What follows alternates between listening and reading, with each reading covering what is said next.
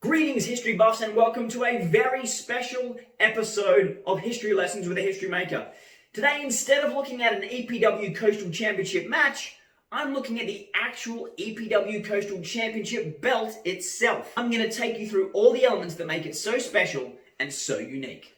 First off, the name, EPW Coastal Championship. A lot of people ask why we went with that name. I'll tell you, it was very, very close to being named the EPW Heritage title, because this title celebrates our heritage in many, many ways.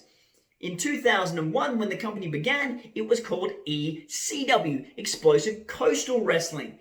The name change came about in 2003, and we haven't looked back since. But with this title celebrating the heritage of this company, we wanted a little nod to the past.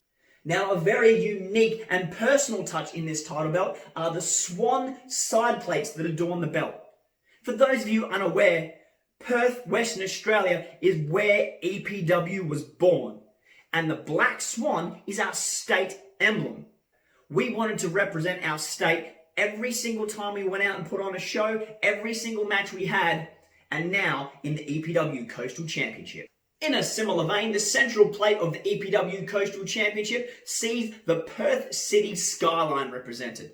Perth is the most isolated capital city in the world, yet we are proud of the fact that we have produced world-class talent who have gone on to tour the world and be massive successes in professional wrestling. It is a little thank you to the town which gave birth to us.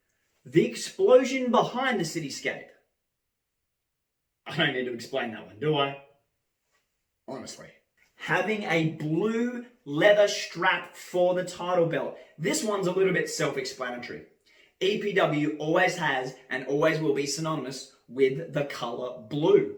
Much like PWA with green over in New South Wales, blue is in our logo, it's in our canvas, it is in our makeup, it is in our DNA, to the point where a phrase, bleed blue, has emanated through the EPW training schools, through Go Time, and even through our fans since the beginning.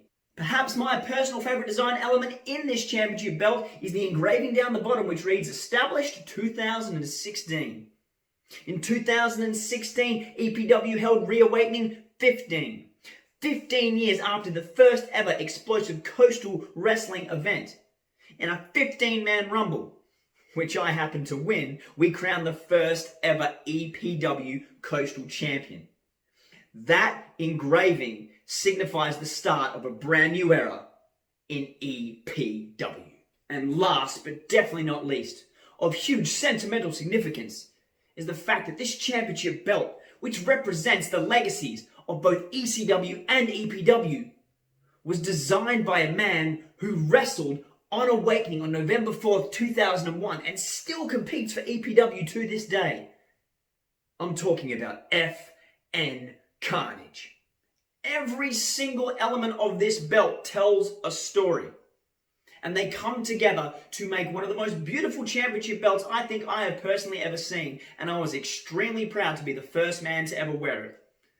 So whether it's around my waist, or that of Scotty Ryan, Marcus Pitt, Davis Storm, or whoever the future may hold, the EPW Coastal Championship tells a story in itself of a company that came from nothing and made a big, bright, beautiful statement in professional wrestling. Thank you very much for joining me on this flip through the history pages.